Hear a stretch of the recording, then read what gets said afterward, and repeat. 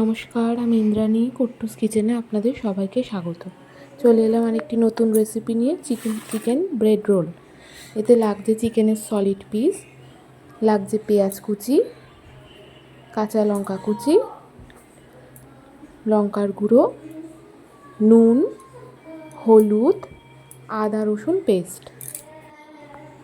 দেখুন চিকেনটাকে কিমা আমি করে নিয়েছি। এবার দিয়ে দেবো, কড়াই বসিয়ে দিয়েছি। কড়াইতে দিয়ে দেবো সর্ষের তেল। সর্ষের তেলটা একটু গরম হোক। এই চিকেন ব্রেড রোলটা আপনারা বাচ্চা থেকে বড় সবাই খেতে পারেন, বাচ্চারাও খুব ভালো খাবে এটা। কথা বলতে বলতে আমার তেল গরম হয়ে গেছে। তেলে দিয়ে দিলাম পেঁয়াজ কুচি, লঙ্কা কুচি। এই দুটো একটু ভাজা ভাজা হয়ে যাক। এগুলো একটু ভাজা হলে আমরা অন্য উপকরণগুলো এর মধ্যে দেবো। খুব কম উপকরণে কিন্তু এই জিনিসটা হয় এবং খুব সুস্বাদু খেতেও হয়। দেখুন এটা ভাজা ভাজা হয়ে গেছে। এবার এর মধ্যে আমরা দিয়ে দেবো আদা রসুনের পেস্ট। আমার একটু বেশি বাটা ছিল, তাই সেখান থেকে পরিমাণ মতো আমি ঢেলে দিলাম। এটা একটু কষা কষা হয়ে গেলে, একটু না কষলে একটু গন্ধ থাকতে পারে, এটা পুরোটা একটু ভালো মতো কষে গেলে মশলাটা, এবার এর মধ্যে আমরা দিয়ে দেবো চিকেনের পেস্টটা, যেটা আমরা মিক্সিতে করে রেখেছিলাম। দেখুন পেস্টটা আমি একটুখানি ছড়িয়ে দিলাম।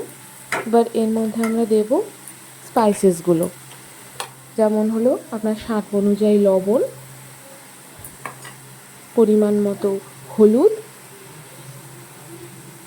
এবং পরিমাণ মতো লঙ্কার গুঁড়ো। এখানে লঙ্কার গুঁড়োটা আমি একটু কম ইউজ করেছি, যেহেতু আমরা আগে কাঁচা লঙ্কা কুচি দেওয়া হয়েছে। এটা যদি বাচ্চাদের জন্য করে থাকেন তাহলে আপনারা ঝালটা কম বেশি করে দিতে পারেন। দেখুন আমার এটা হয়ে গেছে, পুরটা রেডি। চিকেনটা আমার ভালো মতো তৈরি হয়ে গেছে, একদম খুব ঝুরঝুরে মতো হয়েছে। দেখুন এটাতে কিন্তু খুব বেশি তেলও লাগলো না। এটা আপনারা কিন্তু যে কোনো রুটির মধ্যে রোল করেও খেতে পারেন, একটু পেঁয়াজ কুচি শসা কুচি দিয়ে, ভালো লাগবে। যাই হোক, দেখুন 4টে ব্রেড নিয়েছি, 4টে ব্রেডের ধারগুলো আমি কেটে নিয়েছি। এবার এই ব্রেডটাকে দেখুন আমি এইভাবে মুড়াচ্ছি, মাঝখানে পুরটা দিয়ে ব্রেডটাকে এইভাবে মুড়িয়ে নেব। ব্রেডটাকে মুড়ানোর আগে আপনার একটু জলে ভিজিয়ে আলতো হাতে ব্রেডটাকে একটুখানি চিপে নেবেন। তাতে কী হবে, ব্রেডটা মুড়াতে ভালো হবে, ভালো মতো মুড়বে, ফেটে যাবে না। দেখুন আমি এইভাবে মুড়িয়েছি। একটু তলাটা ফাঁকা থেকে গেছিলো, ওটা চোখে পড়েনি। দেখুন এটাকে এইভাবে আমরা মুড়িয়ে নেব।